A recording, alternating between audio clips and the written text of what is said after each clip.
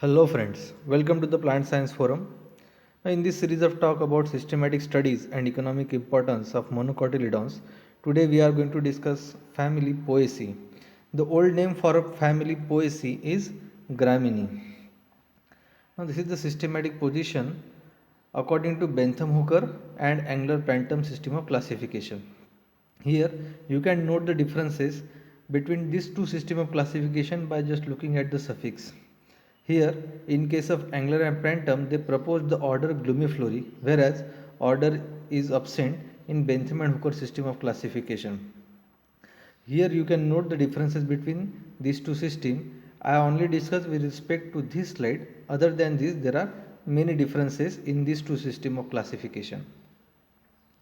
Now this is the most important and the largest family of angiosperm according to economic point of view.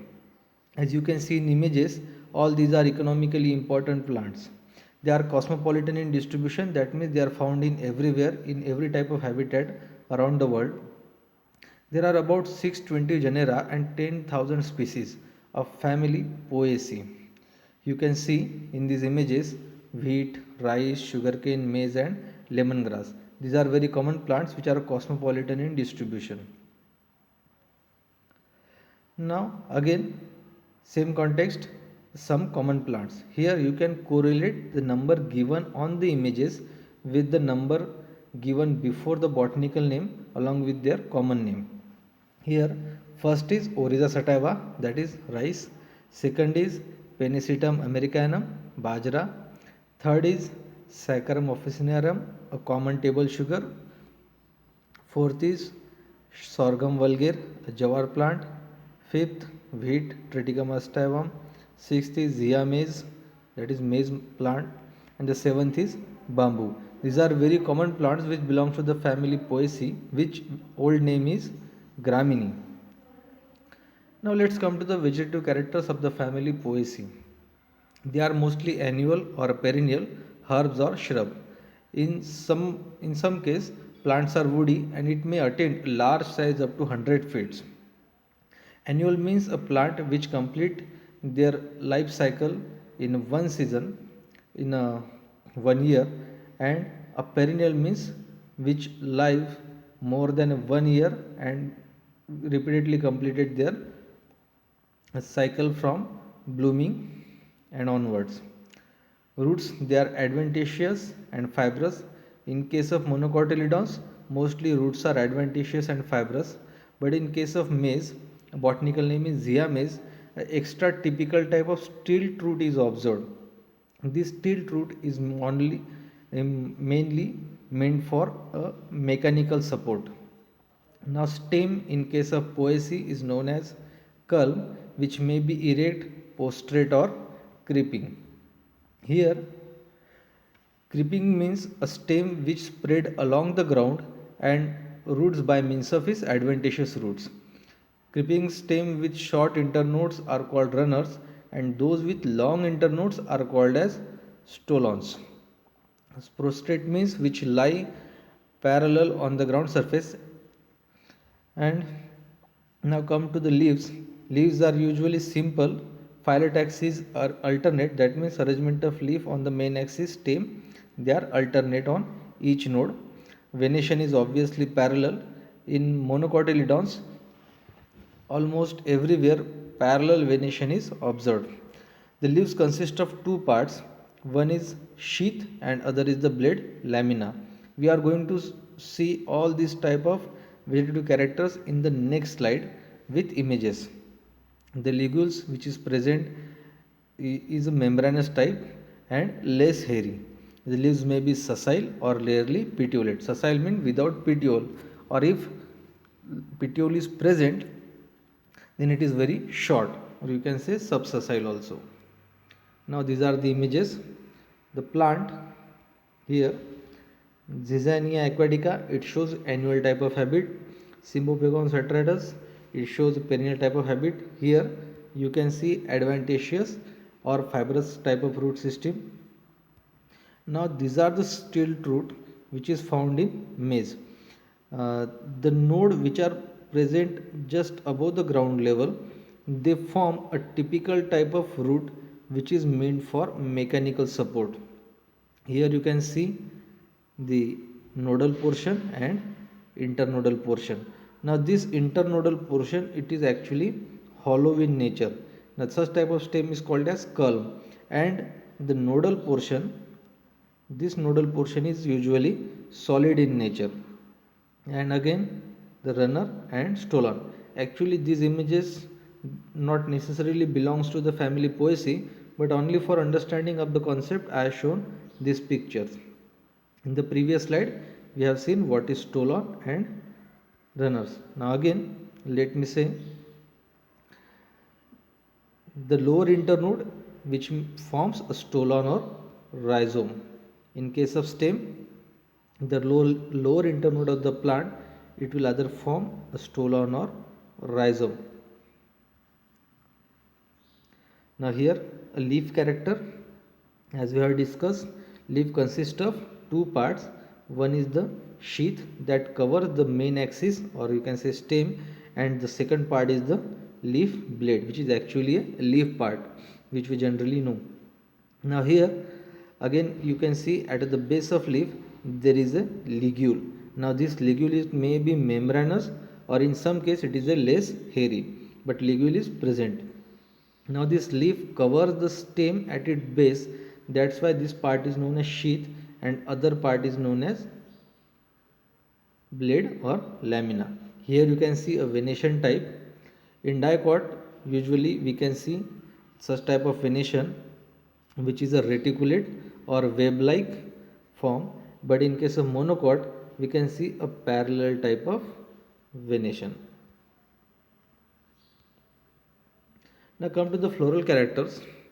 The unit of inflorescence in case of Poaceae is known as spikelet. Now this spikelet is borne on the axis which is known as rachilla. Now this spikelet, it may be a sessile, that means without stalk, and this sessile inflorescence is arranged in raceme fashion, panicle or spike fashion.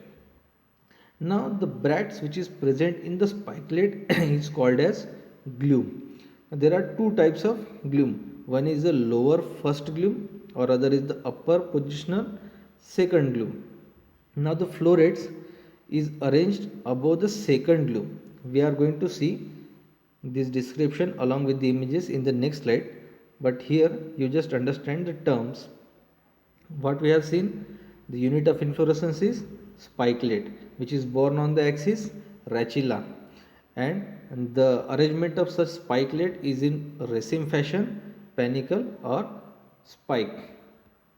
And the sterile bract at the base is known as glume. Glume is consist of two types. One is lower part is first glume and the upper part is second glume. And the actual floret is arranged above the second glume. Now each floret, it consists of two fertile bract. Again, sterile bract is known as glume, whereas the fertile bract is known as lemma or palea. The lower part is lemma and the outer part is known as palea. Usually this lemma, lower part lemma, it bears long awn, which is an extension of midrib at the apex, and each floral parts borne in axil of lemma, means this lower fertile bract. Now let's see this description with pictorial images. Now here you can see this is the actual inflorescence which you must be familiar with, and such type of inflorescence, it is arranged in either spike, panicle, such type of fashion, whereas a single unit of this inflorescence is called as spikelet. This is a spikelet.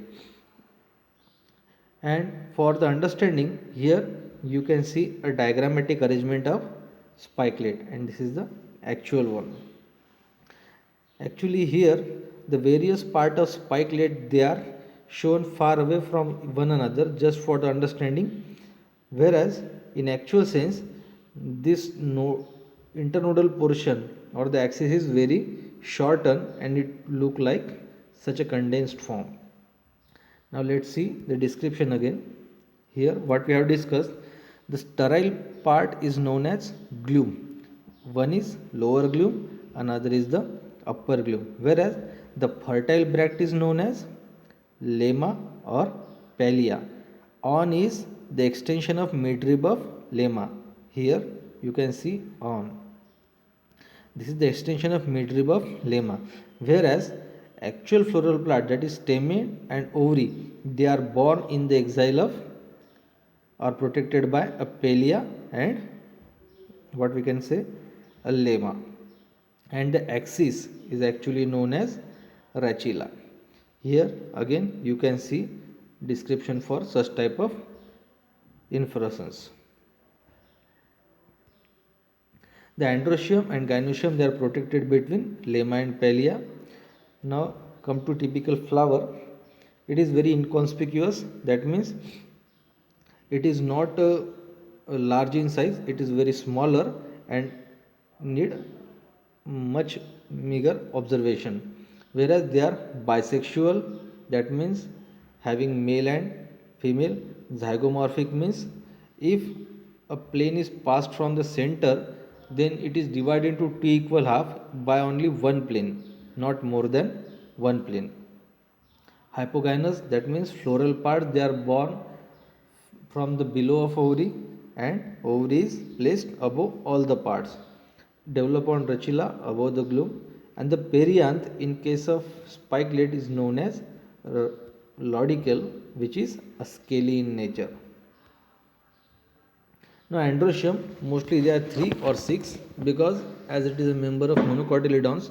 Monocotyledon shows the trimerous condition, that means floral plants they are in 3 or in multiple of 3.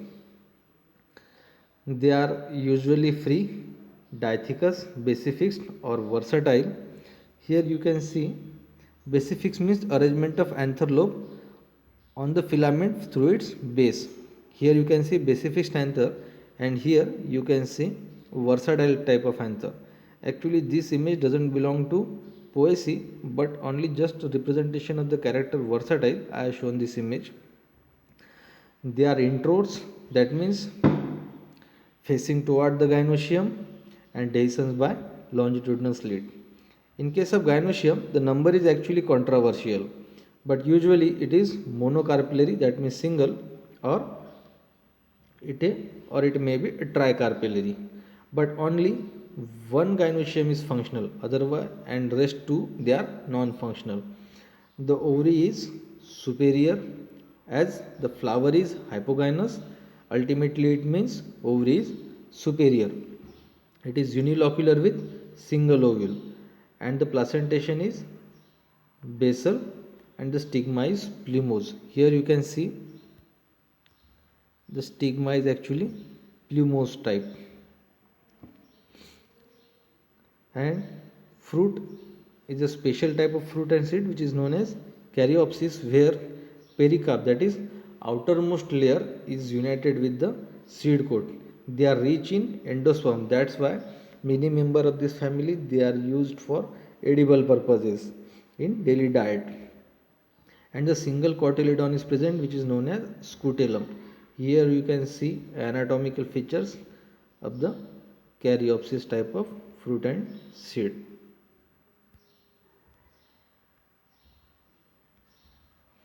Now come to pollination. The members or the flowers of this family they are not attractive. They don't possess usually any type of scent or the reward for pollinator. So the pollination is usually by wind. That's why it is known as anemophilous. It shows a protogynous type of flowers. Protogynous means the gynoecium matures earlierly than the androecium. So ultimately it leads to the cross pollination. The floral formula for this family is in particular wheat and rice we have discussed here. They are zygomorphic, bisexual, perianth is 2 and the scaly, that's why it is laudicle. Generally androecium is 3 in wheat, whereas in rice they are 3 plus 3, and gynoecium is superior, flower is hypogynous, and single is functional, that's why it is 1. This is the floral diagram. Here you can see lemma and Pelea outer bracts, and here Laudicules. These are the androecium and the plumose stigma with basal placentation. A diagnostic feature include in most of the plants steel root with lower node, stem is curved, leaf shows sheath and ligulate. Obviously venation is parallel, inflorescence is spikelet, bracteate, bractees, glume, lemma and palea, bisexual floret, and the perianth is scaly which shows as a laudicule, and stigma is plumose type, and fruit is caryopsis. This is the specific diagnostic feature of the family Poaceae. Now here you can see economic importance of the family. Everybody is familiar with these images. All these images shows the economic utilization of the family Poaceae. And if you have any queries, feel free to ask. Thank you.